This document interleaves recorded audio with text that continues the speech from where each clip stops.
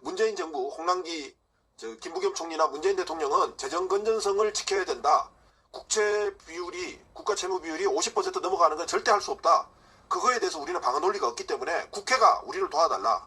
이런 식으로 책임을 회피하고 있다는 겁니다. OECD 국가들, G7 국가들이 어떻게 재원을 마련해가지고 GDP의 최대 25에서 30%까지 재난지원금으로 소상공인 자영업자에 대한 PPP 론으로 쓰고 있는지에 대해서 다 알고 있잖아요. 근데 끝까지 자기들은 우리나라의 어느 일각에서 이야기하고 있는 재정건전성, 국가 채무 비율이 50%를 넘어서 가지고 나라 무너진다는 그 이야기에 대해서 우리는 정부는 거기에 대해서 맞설 싸울 논리가 없기 때문에 국회가 여당이 우리 정부를 도와달라고 하소연하고 있는 겁니다. 도대체 이렇게 무식하고 이렇게 무책임한 대통령과 국무총리, 기재부 장관이 어디 있단 말입니까?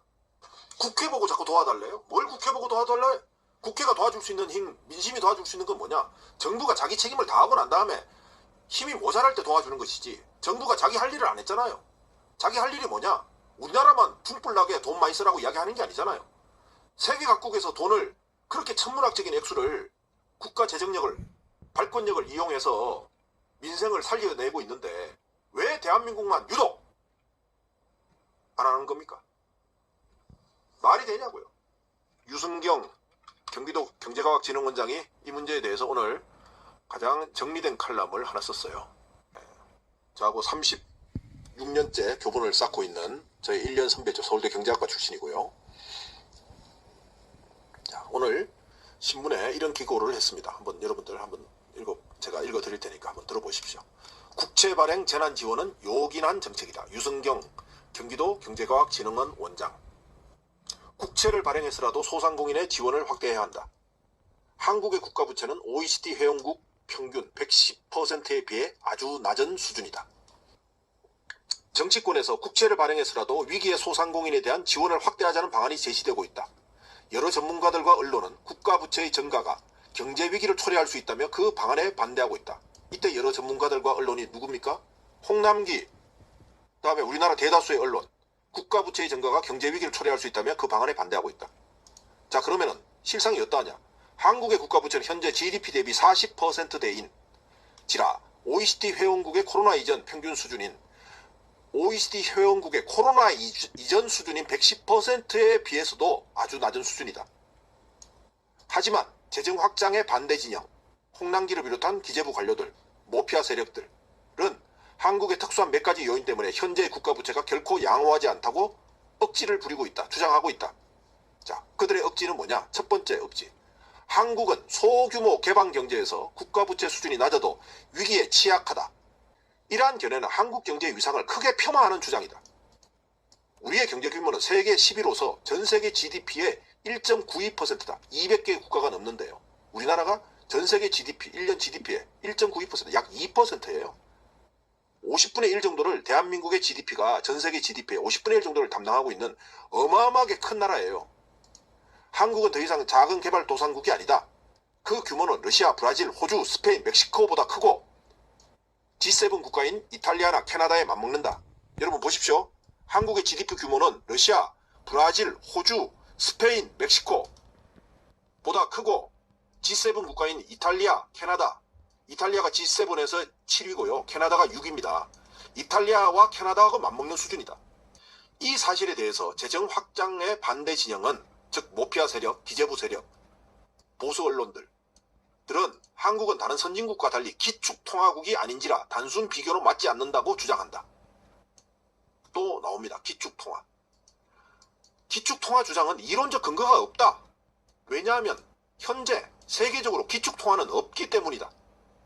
기축통화는 제2차 세계대전 직후 성립된 브레튼 우즈 체제에서 금의 가치와 연동된 달러, 금태환, 그 시대에 지칭하던 시사용어일 뿐이다. 기축통화라는 것은 말이에요, 각국의 어떤 나라들이나 이런 데서 헌법이나 법률로 규정된 게 아니고 그냥 시사용어, 브레튼 우즈 체제에서, 금태환 체제에서 시사용어라는 거예요. 시사용어. 이거 법률용어 이런 게 아니라는 거예요. 그리고 경제학의 어떤 경제학 이론도 기축통화국과 비기축통화국을 구분하여 경제 현상을 설명하지 않는다. 더군다나 1971년에 달러까지 미국의 닉슨 대통령에 의해서 금과의 교환이 정지되면서 금태환제가 폐지되면서 본래적 의미에서 즉 시사 용어에서 설명하던 기축통화라는 것은 그 기축통화라는 시사 용어는 1971년도에 이미 역사 속으로 사라졌다. 따라서 현재 모든 나라의 화폐는 그 가치를 그 나라의 주권과 경제력에 의존하는 불태환 법정 화폐다. 세계 각국의 모든 나라, 주권 국가인 모든 나라, 독립된 국가들은 그 화폐의 가치가 그 나라의 주권, 경제력, 그 나라의 이걸 한마디로 말하면 뭡니까? 국력에 의존하는 불태환 법정 화폐라는 겁니다. 일부에서는 또 이렇게 이야기하면 또 할 말이 없죠. 기축통화 아니라고 하는 거. 그렇지, 기축통화는 없지. 그러면 또 이렇게 이야기한다는 거예요. 국제금융시장에서 외환 준비통화로 관주되는 달러, 유로, 엔, 파운드, 스위스 프랑 등을 기축통화로 분류하기도 한다. 그러나 이 통화들은 세계 각국이 외환 보유고로 주로 보유하는 화폐를 지칭할 뿐이다. 외환 보유고로 주로 보유하는 화폐. 그 화폐들이 한국의 원화와 다른 특별한 속성을 갖고 있느냐? 전혀 갖고 있지 않다. 달러가 관행적으로 대외 거래에 널리 사용되고 당연히 원화보다 달러가 더 많이 사용되죠. 엔화보다 달러가 많이 사용되고 유로화보다 달러가 관행적으로 대외 거래에 많이 사용돼요. 국제 무역 거래. 또 유로는 회원국 간, 즉 세계 가장 큰 경제 블록인 EU 사이에서의 거래에 사용되므로 달러와 유로라는 두 통화가 외환 준비 통화로서 큰 비중을 차지하며 다른 파운드, 엔, 스위스 프랑 같은 화폐 비중은 세계 무역에서 그 나라들이 차지하는 비중을 반영할 뿐이다. 따라서 한국이 기초통화국이 아닌 소규모 개방경제라서 재정 운영에 제약이 있다는 주장은 이론적 근거도 없고 실제의 증거도 없습니다. 자, 이제 국가부채의 수준은 국가부채라는 것은 정책의 목적이 아니라 경제 상황을 반영하는 하나의 지표다. 재정 지출을 늘리더라도 그에 힘입어 성장률이 국채 이자율보다 높아지면 즉 국채 이자율이 2%인데 국채를 발행했습니다. 국채 이자가 연리 2%라고 쳐요. 그런데 대한민국의 경제 성장률이 연 5%다, 4%다 라고 높아지게 되면 국채 부담은 오히려 줄어든다. 즉 경제 성장률, 인플레이션 되는 성장률보다 이자율이 낮은 거기 때문에 어떻게 되는 겁니까? 국가로서는 이익이 된다는 겁니다. 그와 반대로 재정 지출을 제한하더라도 성장이 타격을 받는다면 지금 대한민국처럼 재정 지출을 제한하더라도 성장이 타격을 받는다면 국가 부채의 부담은 더 커진다. 즉 국가 부채로 발행한 국채 이자율이 2%인데 경제 성장률이 마이너스 1%다 또는 0%다 라고 이야기를 하면은 성장하지 않는 나라에서 국가 부채로 인한 즉 국채의 이자 비용을 더 많이 부담의 강도가 더 세진다는 말이잖아요. 게다가 정부는 궁극적으로 화폐의 발행자, 한국은행권 정부는 화폐의 발행자이므로 국가 부채를 장기간 분산해서 관리할 수 있다. 바로 이것이 일반 가계부채에서 일반 우리 같은 생활인들이 가계부채를 장기간 분산해서 관리할 수가 없잖아요. 즉 은행에서 10년 계약을 했으면 10년 이내에 돈을 갚아야 돼요. 근데 정부는 자 국채를 발행을 했어. 10년물로 발행을 했어. 근데 10년 동안 경제성장률이 목표한 것에 미치지 않아. 그러면 정부는 어떻게 하느냐? 또 10년을 늘릴 수 있다는 거예요. 국가 채무에. 그게 가계 채무와 국가 채무의 본질이 다르다는 것을 말하는 겁니다. 역사적으로 자본주의 나라들은 경제 충격 시기에 국채를 늘려 경제가 위기인 상황에서는 무조건 국채를 늘려서 위기 탈출의 디딤돌로 삼았다. 역사에. 그리고 경제 회복 이후에 성장을 통해서 GDP의 성장을 통해서 그 부담, 즉 국채 이자율, 그 부담을 줄이는 식으로 재정을 운영해 왔다. 그러면 실물로 이 말이 맞느냐? IMF의 통계를 살펴보자. 자본주의 국가의 부채는 1930년대 대공황 발발과 함께 늘어나기 시작해서 즉 경제가 위기 상황이 되면은 부채가 늘어납니다. 국가 부채가. 그러다가 2차 대전이 일어나니까 폭발적으로 증가했죠. 이유는 뭡니까? 전비를 마련해야 되잖아요. 전비를 마련하는 두 가지 방법이 있어요. 하나는 국민들의 재산을 공산주의식으로 무조건 압류하는 겁니다. 강압적으로 압류하는 거예요. 근데 자본주의 국가에서는 그렇게 할 수가 없어요. 재산권을 침해 못하거든요. 아무리 전쟁이 일어나도. 그래서 어떻게 합니까? 국가가 그 재산에 대해서 필요한 재산에 대해서 돈을 주고 사야 되는 겁니다. 근데 국가가 돈이 없어. 어떻게 합니까? 국채를 발행하죠. 그래서 2차 대전 중에는 폭발적으로 국채가 증가했다. 1946년에는 역사상 가장 높은 수준인 GDP 대비 140%에 달했다. 근데 그 GDP 대비 국가 부채가 140%에 달했는데 지금 현재 IMF 지금 코로나 이전에 110%라 그랬잖아요. G20 국가에. 그러니까 2차 대전 직후에는 GDP 대비 140% 잘했어요. 주요 자본주의 국가에서. 그러나 그로 인해 전후 경제가 파국에 직면하지 않았다. 오히려 호황이 이어져서 국가 부채 수준은 70년대 중반까지 약 30%로 오히려 줄어들었다.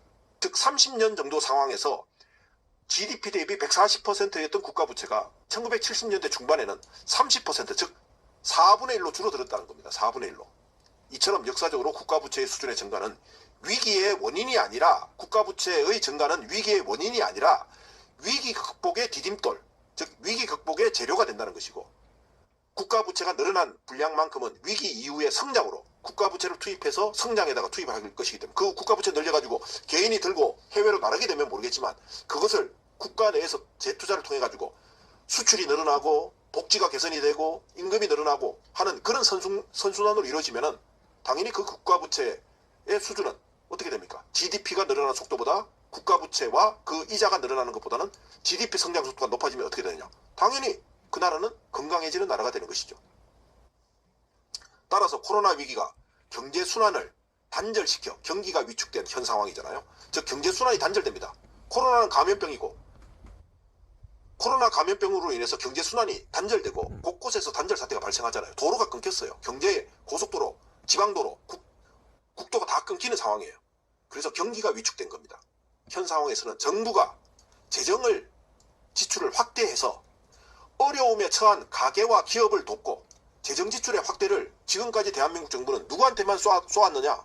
여러분들 보셨잖아요. IMF 시기 때. 기업에만 재정 지출을 쏘았어요. 확대를 했는데 그때도 추경을 만들고 국가 부채의 채권, 국채를 늘리고 했을 때 100조를 늘렸으면 100조를 어디다 다 쏘았느냐? 기업에다 쏘았잖아요. IMF 시기에 공적 자금 178조 투자, 지금으로 시작하면 800조, 1000조쯤 되는 돈입니다. 그 돈을 누구에게만 투자를 했습니까? 기업에게만 투자를 했잖아요. 그런데 지금은 시대가 다르다는 겁니다. 정부가 재정 지출을 확대해서 어려움에 처한 가계와 기업을 돕고 성장을 회복하는 것이 정책의 관건이다. 그래서 그렇게 성장을 회복하게 되는 과정에서 늘어나는 국가 부채는 회복 이후의 성장을 통해서 그 부담을 해소시켜 나가는 방향으로 끌고 갈 수 있다. 원고지 7장 분량의 간명한 이 정도의 정리로도 할 수 있는 문제를 온갖 지랄 발광 같은 소리로 국가 부채 50%는 안 된다. 옛날에는 40%는 안 된다. 재정은 건전해야 된다. 그러면은 전 세계 모든 국가들은 재정 불량 국가야? 이 개자식들아? 진짜? 홍남기, 그리고 홍남기한테 가스라이팅 된 문재인 대통령, 김부겸 총리, 내가 묻습니다. 미국, 일본, 유럽은 다 재정 불량 국가입니까? 돌았어요? 진짜? 다른 나라들을 재정 불량 국가라고 그렇게 하는, 재정 건전성이라는 말은 없는 이야기를 만들어낸 이야기입니다. 유일하게 남아있는 건 팩트뿐이에요. GDP 대비 국가 채무 비율. 그게 그 비율이 40%, 50%, 60%라는 숫자가 중요하지, 어느 기준으로는 재정이 건전하고 어느 기준으로는 재정이 불량하다. 도대체 이것은 초등학생들 구분법도 아니고 대통령의 입을 통해서, 국무총리의 입을 통해서, 경제부총리의 입을 통해서, 그리고 유력한 정치인의 입을 통해서 재정 건전성이 이 맨날 하루에도 남아미 타불처럼 이렇게 연불처럼 외워지는 이런 그 나라 대한민국, 그 말이나 됩니까? 성경에 있는 할렐루야, 불경에 있는 남아미 타불하고 똑같은 수준으로 재정 건전성 만세만 외치고 있다가 지금 이렇게 소상공인 자영업자들 이 한겨울에 입춘이 왔는데도 출래 불사춘 길거리에 나앉게 됐지 않습니까? 재정을 투입하지 않고 그들에게 현금 지원을 하지 않았기 때문에 2년 동안 소상공인 자영업자들이 임대료를 주고 매출이 늘어나지 않고 매출이 줄어드는 상황에서 고정비용인 임대료를 주고 인건비를 주고 관리비를 내고 재료를 구입하기 위해서 그들이 무슨 일을 했습니까? 금융권에 가서 비싼 금리 또는 싼 금리에 대출을 했잖아요. 2년 동안 대출 총액이 소상공인 자영업자 170조입니다.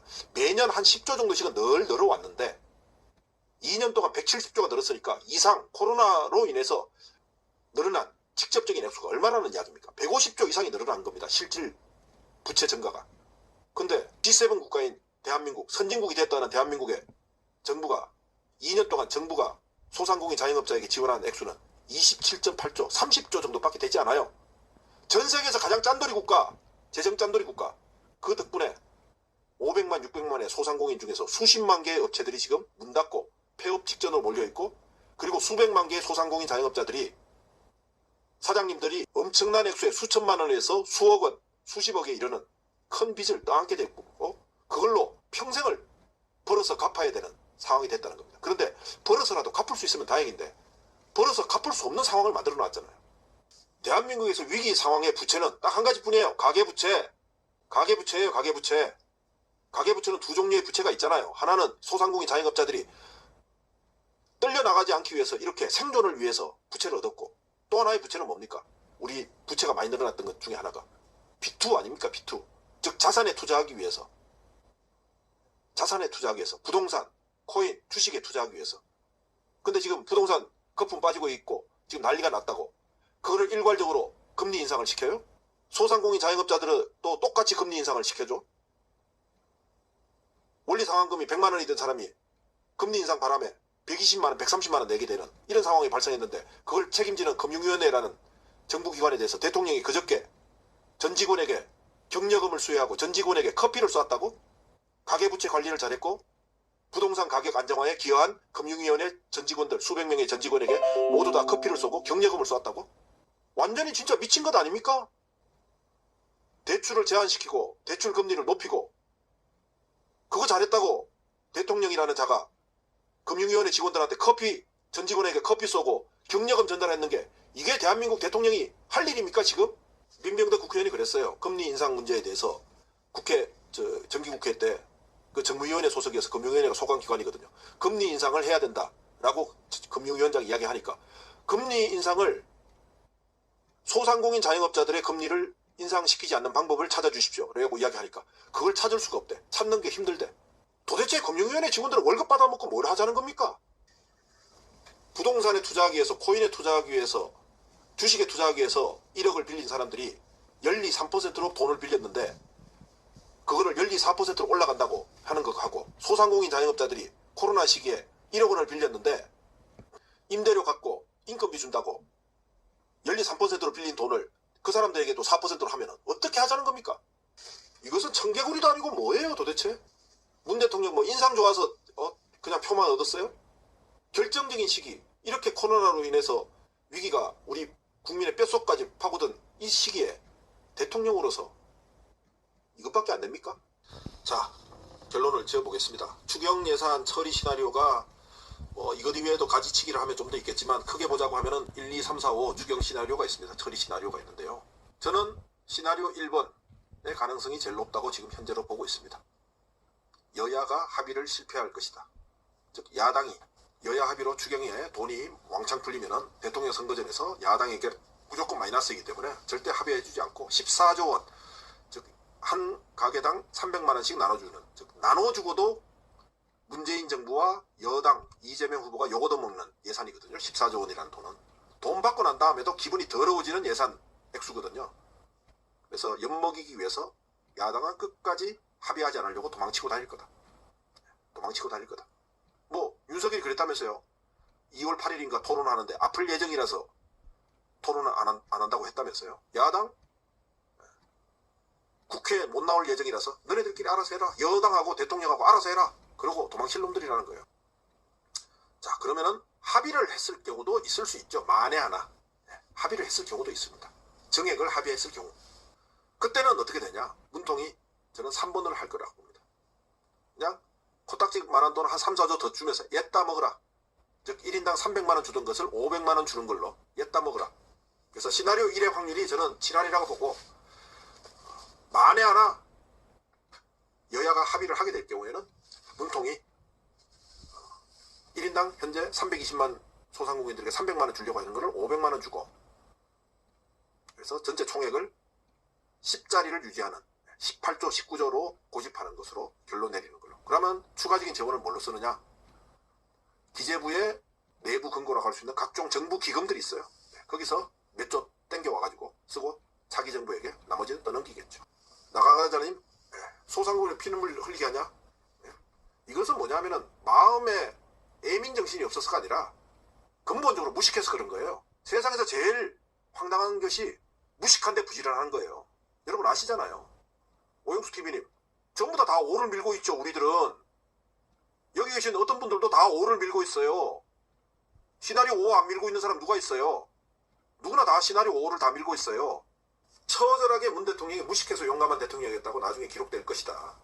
다만 시나리오 4번하고 5번 하면은 제가 그런 비난을 제가 앞장서서 막아주겠다. 그까지는 내가 약속을 할 수 있습니다. 똑똑하면서 게으른 사장이나 대통령이 멍청하면서 부지런한 대통령보다 100만 배 낫다는 겁니다. 100만 배 낫다는 거예요. 그래서 지금 어느 대통령 후보는 열심히 너무 부지런하게 돌아다니잖아. 나 그게 싫어. 왜 대통령 후보와 대통령이 그렇게 뻔질나게 재벌기업 뭐 행사하는 데 가고 새로 공장 만드는 데 가고 왜 그렇게 뻔질나게 돌아다니는 거야 도대체. 하다못해 이번 설날 들어와서 대통령이 새해 들어와서 대통령이 뭐 해외도 많이 나가긴 했지만 시장통에 가서 시장 할머니 손잡고 아이고 고생이 많으십니다. 예년에 보여줬던 그런 것도 안 하잖아. 안 하는 이유가 딱 한 가지예요. 재원 마련 가지고는 우리는 더 이야기할 필요도 없어요. 그건 정부가 알아서 해. 아랫돌 뽑아가 윗돌을 괴든 윗돌을 뽑아서 아랫돌을 괴든 너희들이 알아서 해. 국채를 발행하든 내년 뭐 연말에 쓸 예산 저 12월 달에 쓸 예산을 땡겨와서 어디 다리 착공할 때 들어가는 예산 쓰기로 했던 거 가지고 오든 그건 너희들이 알아서 해. 국회 TV 예결위 생중계 중이에요. 한번 보십시오. 야당은 우리는 입 다물겠다. 상임위원회에서는 뭐 합의해줬는데 우리는 입 다물게. 여당 대통령 문재인과 이재명의 민주당 여당이 너네들이 액수 합의해와라. 그러면 그때 우리는 심의하겠다. 그런 스탠스로 하면서 현재의 민생 파탄의 원인이 문재인 정부의 정책 실패에 있다고 하여튼 공격하는 것으로 방향을 잡을 겁니다. 완전히 꽃놀이패죠. 꽃놀이패. 문재인 대통령 재래시장 갔다가 진짜 계란 맞아요. 진짜 제주도에 뭐 윤석열이가 제주도에 갔다가 그 시장 상인이 장사도 안 되는데 빨리 꺼지라고 했다면서요. 저는 그거보다 더 심한 대우 받을 수도 있다고 봐요. 실망입니다. 그만 좀 하십시오. 안철수? 아니 문통한데 할 수 없는 걸 자꾸 하라고 하지 마세요. 긴급재정 명령권 행사하라고 하는 것은 벌써 옛날에 했었어야 돼요. 김부겸 국무총리 제가 부끄러워서 얼굴을 못 들고 다니겠습니다. 제가 내일 오후에는 좀 늦게 국회에 나갈 겁니다. 국회 현장 방송하러 나갈 건데요. 왜냐하면 이제 어쨌든 저는 예상은 1번이지만 5번을 만들어내야 되겠다는 일념 하나로 이번 설날 연휴까지 다 포함해서 다 휴가 반납하고 연휴 반납하고 국회의원들하고 무리지어서 돌아다녔잖아요. 결말을 지어야죠. 이제 며칠 안 남았어요. 내일 화, 수, 목, 금 다음에 길어지면 2월 14일 월요일까지 뭐 주말에 치면 일주일도 안 남았거든요. 일주일도 안 남았어요. 그래서 마무리를 지어야죠. 오늘은 뭐 제가 월요일이기도 하고 회사 일도 봐야 되고 뭐 등등 해서 회사에서 주저앉아 있었는데요. 내일은 오후에 한 3시쯤이나 4시쯤 오전하고 점심때까지 회사 일을 보고 국회 카메라 들고 가서 현장 중계를 하면서 예결위 논의 진척 사항들 챙겨보려고 합니다. 예결위 보시는 것도 재밌을 것 같으네요. 여러분들 한번 예결위 뭐 뻔한 이야기겠지만 예결위에서 어떻게 하교회에 국회의원들 하교회하고 있는지 노는지 한번 보시는 것도 재밌긴 재밌을 것 같으네요. 자, 오늘 까칠한 곰탱이님이 국회에 들어가셔가지고 국회 현장 중계도 하시고 다음에 민주당사에 이재명 후보가 방문할 때 그 현장 중계도 하시고 수고를 많이 해주셨죠. 힘없는 숫자 적은 유튜버들만 움직이고 있는 것이 바로 현재 이런 사태를 불러일으키는데 문재인 지지자들의 건강하지 않음을 그대로 드러내는 것이라고 보고 있습니다. 문재인의 신격화에 가스라이팅된 소위 민주진보 유튜버들과 촛불 시민들 정말 애처롭고 안타깝고 열나고 분통 터집니다. 기껏해서 하는 짓거리라는 게 홍남기가 문제다, 홍남기를 잘라라 이런 짓거리나 선동하고 돌아다니고 말이에요. 우리가 지금 홍남기 쳐다보게 되겠냐고 문 대통령한테 직격해도 시원찮을 판에 헛관역을 쏘고 말이에요. 결정권은 예산 편성권, 예산을 편성하고 국회에서 심의해서 정부에 넘어오면 예산을 결정하는 것은 대통령이 유일하게 하는 거예요. 대통령에 따라서 뜻에 따라 가지고 홍남기가 다음에 김부겸이 말을 하고 국회에 나와서 말하고 있는 거예요. 문 대통령이 결정권자예요. 홍남기는 최순실이 아닙니다, 여러분. 문재인 정권의 최순실은 따로 있어요. 박근혜 정권의 최순실처럼 문재인 정권의 최순실은 따로 있어요. 홍남기 따위가 문재인 정권의 최순실이 아니에요. 어쨌든 오늘 국회 70년 역사상 처음으로 정부가 제출한 예산안보다 3배 이상, 3배에 달하는 금액을 국회 상임위원회, 1개 상임위원회지만 14조 예산안을 국회 산업 통상 중소기업벤처위원회 소관상임위원회에서 14조짜리 예산안을 여야 합의로 39조짜리 예산안으로 만들어서 이 두 번째 당긴 예결위원회로 상정했습니다. 그것만 하더라도 상당히 의미 있는 일이긴 한데 전체 프로세스 중에서 국회 프로세스 3단계 중에서 1단계를 지나갔지만 실제 영향을 미치는 것은 한 1% 정도, 33%가 아니라 1% 정도. 이제 겨우 반을 끼운 겁니다. 추경 대폭 증액 20조, 30조, 40조 추경 대폭 증액의 첫 바늘을 이제 겨우 오늘 낀 겁니다. 오늘 소상공인 자영업자들은 오늘 벤처 중소기업위원회, 중소기업위원회, 산자입 중소기업위원회, 산업 중소기업위원회 소식 듣고서는 희망가를 부를만 하죠. 그러나 그거는 실상을 잘 모르는 분들의 생각이고 의미 있는 일이긴 하지만 전체 공정상 겨우 이제 1% 정도 도움되는 바늘 정도 끼었다. 바늘 귀에다가 실을 끼었다. 이제 바느질을 해야 되는데 바느질하는 과정이 쉽지 않다. 근데 바느질이 잘못 끼워지진 않았어요. 바느질이 잘못 끼워졌다는 것은 실이 잘못 끼워졌다는 것은 실을 꿰지도 않고 급하다고 허리에 매는 경우잖아요. 그렇지는 않고 오늘 14조에서 39조로 국회 상임위원회에서 통과된 것은 제대로 실이 바늘귀에 제대로 꽂힌 겁니다. 제대로 꽂혔어요. 그 점에 대해서는 저는 박수를 보내고 싶고 잘했다 칭찬을 해주고 싶은데 전체 앞으로 남아있는 과정 예결위 처리, 본회의 처리, 대통령 결정 이 앞으로 남아있는 단계로 봤을 때는 이제 겨우 100걸음 중에서 첫 번째 걸음을 뗀 수준이다. 본회의는 통과 가능성이 높은데 허들은 예결위. 본회의는 예결위에서 결정되고 나면 본회의는 그걸 하는 거예요. 그러니까 국회 프로세스만 놓고 보자면 예결위가 핵심이에요. 근데 국회에서 본회의까지 다 통과해서 여야 합의로 39조 40조 했다고 쳐. 근데 대통령이 배째십시오. 저는 14조밖에는 못합니다. 배째십시오. 그러면 끝이라는 거예요. 결정했다 결정하라. 문통이 민주주의자로서의 풍모를 갖고 있고 그다음에 여론을 따라 움직이는 사람이라고 하지만 재정 문제에 대해서는 2년 동안의 그 수많은 압박에도 불구하고 끝까지 결정하지 않은 점을 봤을 때 즉 재정 소위 말하는 아주 개 같은 것들인 재정 건전성론자들에게 완전히 포섭되고 가스라이팅된 주화 입맛 상태에 놓여있는 문재인 대통령은 국회가 가령 합의해 오더라도 저 시나리오의 3번 정도에 대해서 옛다 한 4조 더 먹어라. 옛다 그러고 말을 꺼지라는 거죠. 옛다 그러고 한 4조 좀 더 던져주고 내한테 왜 20조 30조 같이 큰 돈 내놓으라 그래. 그거는 나는 모르는 일이야. 그냥 한 4조 정도만 더 먹어. 그걸로 끝난다는 거예요. 지금 현재 예결위 위원장은 야당입니다. 야당이 예결위 위원장을 하고 있습니다. 이재명 후보는 이 문제에 대해서 어디 있나 몰라. 윤석열에 내가 별로 관심이 없고 이재명 후보는 지금 국회의원들이 어쨌든 헌법기관인데 이재명 후보가 못 해본 자리가 국회의원하고 장관인데 어쨌든 국회의원들이 헌법기관인 국회의원들이 그리고 민주당에서 아주 중요한 역할을 하고 있는 민명덕, 이탄희 이런 국회의원들이 국회에서 그 추운 겨울에 노지에서 농성하고 청와대 앞에 가서 피켓팅하고 하는데 그 문제를 12일 동안 단 한 번도 민명덕, 이탄희, 양이원영, 비례 이수진 의원께서 이렇게 추경 증액을 위해서 이렇게 농성하고 고생하시는데 참 마음이 안타깝습니다. 이런 말도 한마디도 하지 않아. 내일 소상공인 협회하고 만난대요. 근데 12일 동안 이렇게 중요한 일을 하는데 언론에도 다 알고 국회도 다 알고 대통령도 다 아는데 이재명 후보가 12일 동안 민병덕, 이탄희, 양이원영 그리고 국회 농성 이야기를 한마디도 하지 않은 것 자체가 저는 굉장히 중요한 일이라고 봐요. 굉장히 중요한 일이라고 봐요. 그러니까 그만큼 의식하고 있다는 이야기예요. 이번 선거 국면 지금 이제 D-30일쯤 됐잖아요. 이번 선거 국면에서 이 문제가 굉장히 중요한 문제인데 애매하게 참전했다가 상처 입을까 이렇게 지금 이재명 후보는 상처 입을까 싶어서 지금 몸살이고 있는 거예요. 그래서 제가 좀 기분이 안 좋아 솔직히 말해서. 너무 몸살이고 있잖아요. 아니 12일 동안 국회의원들이 그 차가운 한바닥에서 콘크리트 바닥 위에서 찬바람 맞아가면서 그 지난 주말 오늘까지 얼마나 춥습니까? 하다못해 대통령이 후보가 못 나오면은 대통령 후보 비서실장이라도 보내가지고 수고한다며 따뜻한 물 한 잔, 커피 한 잔이라도 돌려야 되는 거 아닙니까?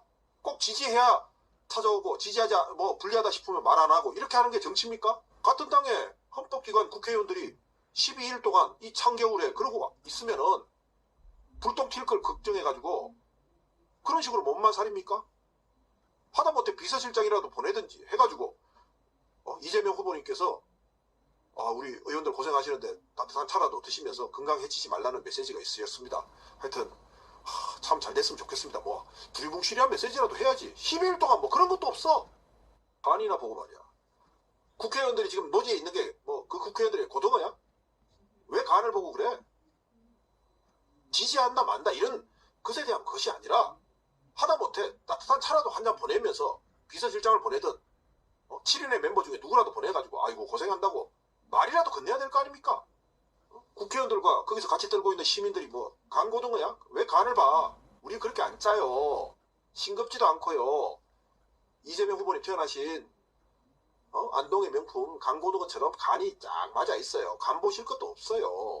국회의원 중에서 의정 활동을 제일 열심히 하고 잘하는 민병덕 의원 소상공인 문제에 대해서 최고 전문가 나서가 했잖아요. 그걸 뭘 간 보고 말고 할 게 어딨냐고. 내가 참 열받는 게 12일 동안 계속 같이 있는데 공식 메신저 대통령 후보의 공식 메신저 누구라도 와가지고 국회의장도 마찬가지야. 국회에서 벌어지고 있잖아. 국회 앞에서 국회 안에서 농성하고 있잖아. 국회의장이면 국회의장 비서실장이고 국회의장이 못 나오면 국회의장 누구예요? 지금 국회의장 누구죠? 대전 쪽 사람인 것 같은데 키 조그만하고 하여튼 국회의장 누군지 모르는 참 존재감 없는 국회의장 박병석이요. 박병석 국회의장님 300명 국회의원 중에서 3명이 주로 나오지만은 수십 명이 그 찬바닥에 앉아있으면 국회의장이 직접 국사에 바빠서 노느라 바쁜지 뭐 하는지 모르지만은 바쁘더라도 국회의장이 비서실장 정도로 보내가지고 따뜻한 커피라도 한 잔 돌려야 되는 거 아닙니까? 도대체 정치를 뭐야 수십 년 30년 정치했다는 사람들이 이런 정도밖에 안 돼? 도대체 뭐야 박병심이야 뭐야 도대체 마음에 병이 들었어? 국회의장은 차기 총선에도 불출마하는 자리예요. 국회의장은 우리나라의 넘버2거든요. 국가의전 서열에서 넘버2입니다. 총리보다 더 높은 자리예요. 의전 서열에서. 그리고 국회 안에서 벌어진 이런 국회의장이 무한 책임을 지잖아요. 그래서 국회의원들이 지금 국회 앞에서 설날 연휴 기간까지 포함해서 이 찬바람 부는 데에서 텐트도 못 치는 국회 규정에 따라서 텐트도 못 치는 상황에서 거기서 농성을 하고 있으면 비서실장이라도 보내든지 아니면 국회의장실에 있는 5급 비서라도 보내가지고 커피 한 잔씩은 돌려야 되는 거 아닙니까? 김대성님 그런 거 안 전해주셔도요 충분합니다. 뭐 낙태빌비 500만원 사기 뭐 그런 거 귀가 시끄럽고 그만 전하세요. 그만 전해. 제발. 창피하게. G7 국가의 대통령 정하는 문제 이야기하는데 그런 이야기 옮기고 싶으세요? 윤석열과 김건희가 충격적인 일을 저질렀는 게 그것뿐이냐고.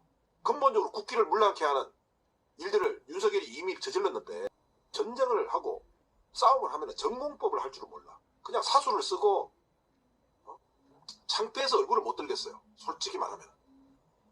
백성들 수십만 수백만이 집에서 떨려나가고 가게에서 쫓겨나고 은행에 담보로 잡힌 집 경매로 넘어가가지고 길거리에 나앉고 IMF 때처럼 텐트존이 설치되는 이런 위급 상황이고 긴급 상황에서 그런 이야기 하고 싶어요?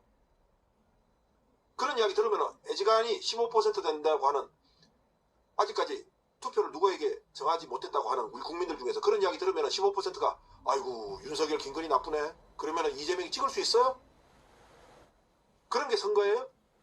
그런 이야기 나왔으면 그런 일이 있었던 갑다 그냥 그러고 넘어가는 거지. 대국적으로 국가의 비전을 이야기하고 국정 철학 이야기하고 백성들의 민생과 삶에 대해서 이야기하고 묵직하게. 옛날에 학력고사 수능시험, 요즘은 수능시험 좀 다르지만 학력고사 시험 칠 때 수석들 나와가 무슨 이야기 했어요? 교과서 중심으로 기초를 튼튼히 하고 선생님들이 수업하는 내용 빼놓지 않고 잘 필기하면서 예습 복습 잘하다 보니까 수석했습니다. 그 말 거짓말일 것 같아요? 거짓말 아닙니다. 저도 공부 좀 해봤잖아요. 또 제하고 공부 좀 했는 친구들이 소위 말하는 S대학을 같이 다녔잖아요. 그네들 특별한 비법 갖고 공부해가지고 공부 잘한 거 아니에요. 저도 마찬가지였어요.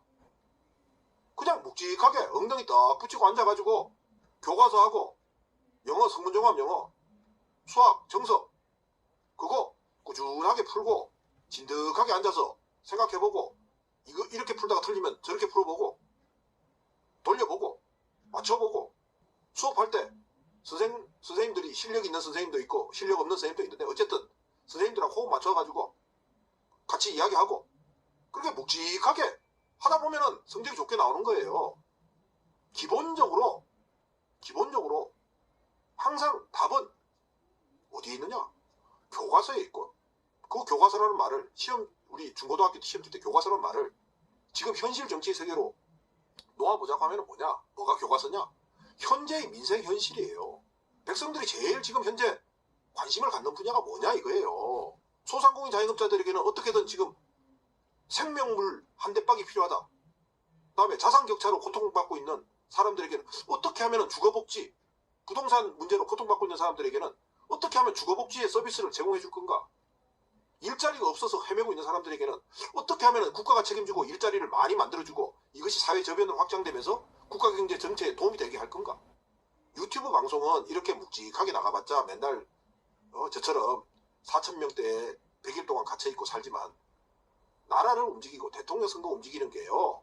그런 쓰잘데기 없고 수준 낮은 네거티브, 카드라, 다음에 남의 흉보는 거 그런 걸로 결정하는 시대에 이미 지나갔어요. 그런 것을 정당과 후보가 다음에 힘이 센 유튜버가 다음에 힘이 센 시민들이 읊으면서 다니고 야 김건희가 뭐 했대 낙태 뭐 했대 그런 거 안 해도 사람들이 다 알아요. 뭘 몰라요. 왜? 섹시한 이야기 있는 거는 언론에 다 보면서 다 알아. 인터넷 다 보면서 알아. 하루에 핸드폰 컴퓨터 들여다보고 있는 시간이 우리나라 국민들이 몇 시간인데 전 세계에서 가장 장시간 긴 시간이잖아요. 묵직하게 삽시다. 묵직하게 선거운동 하세요. 선거운동 열심히 하시는 분들 김건희는 생각하지도 마. 김건희는 입술에 올리지도 마. 몰라요? 코끼리는 생각하지 마. 김건희는 생각하지 마. 김건희는 입에 올리지도 마. 이재명 지지자 여러분, 이재명 지지 선거운동 열심히 한다는 여러분, 여러분의 입에서 이재명과 이재명 정책이 나오는 주장하는 시간을 더 많이 했는지 김건희, 윤석열 욕하는 시간을 많이 했는지 스스로 가슴에 손을 얹고 한번 생각해 보세요. 스스로 평가해 보세요. 하루에 4시간 동안 인터넷 쫓아다니고 주변 사람 쫓아다니면서 했던 이야기에 1시간도 3시간 넘게는 김건희, 윤석열 욕하는 데 쓰고 이재명 후보를 왜 지지해야 되는지에 대한 설명은 말하지도 않잖아요. 이재명 후보의 핵심 정책 공약이 뭐냐고. 대전환 무슨 경제 무슨 뭐 대전환 공약 뭐예요? 물어보면 말을 못해. 대답도 못해. 잔대가리로요. 잔수로 세상을 바꿀 수 없습니다. 선거 이길 수 없어요. 이준석이 같은 잔수로 선거 이길 수 있습니까? 이준석이 잔수 여러분 눈에 다 보이잖아요. 그런데 지금 많은 이재명 지지자들의 그런 잔수가 우리 국민들에게는 떠들어대는 이야기가 우리가 이준석이 보면서 아유 잔수 맞자 잔대가리만 굴리는 놈이라고 우리가 이준석이한테 이야기하듯이 이재명 지지자들의 상당수의 떠드는 이야기를 보고 아직까지 표를 결정하지 못한 수많은 국민들이 아이고 이재명 지지자들 아유 잔대가리 쓰는 거 봐라 저거 잔대가리 쓰는 거 봐라. 아유 정말 이재명도 꼴보기 싫은데 문재인 제일 꼴보기 싫고 이재명도 꼴보기 싫은데 이재명 주위에서 잔대가리 쓰는 놈들 꼴보기 싫어가지고 내가 그쪽에다 두고 오줌발이나 싸놔봐라. 그러고 있어요 지금. 2017년 대선할 때 홍준표한테 관심이라도 뒀습니까? 그래 홍준표 네가 알아서 놀아라. 그냥 우스갯거리로 하도 웃는 거리를 안철수가 제가 MB 안 맡합니까? 그랬을 때 우리가 한번 그 호응해주고 홍준표가 자기 그 장모한테 그 할맛이가 어떻고 저떻고 할 때 그때 한번 호응해주고 말았지. 아까운 시간 축내지 마십시오. 교과서에 충실하시고 성문종합 영어 열심히 읽어보고 수학 정석 열심히 풀어보고 선생님 수업에 집중하고 하세요. 1,000만 원 결정이 무슨 얘기인가요? 320만 소상공인들에게 14조 원 정부가 제출한 14조 원 추경에서는 300만 원씩을 방역지원금으로 지원하기로 했는데 오늘 국회 산업자원통상중소기업벤처위원회 국회 소관상임위원회에서는 그 320만 개 업체에게 300만 원 주기로 한 것을 1,000만 원씩 주자고 오늘 결정을 했죠. 네, 그 이야기입니다. 그래서 지난 연말에 100만 원, 320만 개 업체에게 100만 원 받았던 분들은 지금 300만 원은 확정되어 있는 거고요. 꽂아 나온 거고 정부 안으로 그 액수를 더 늘리자고 지금 이야기를 하고 있는 겁니다. 제가 교과서와 멋진 참고서가 되지 못해서 겨우 구독자 5,000명밖에 안 되는 평생이 지나가도 초보 유튜버밖에 되지 못하는 재미없는 유튜버이긴 하지만 여러분 세상은 불날 때 어떻게 납니까? 작은 불씨 하나로부터 큰 강물은 어떤 물로부터 시작됩니까? 작은 물방울 하나하나가 모여서 실개천을 이루고 실개천들이 모여서 큰 강물을 이룹니다.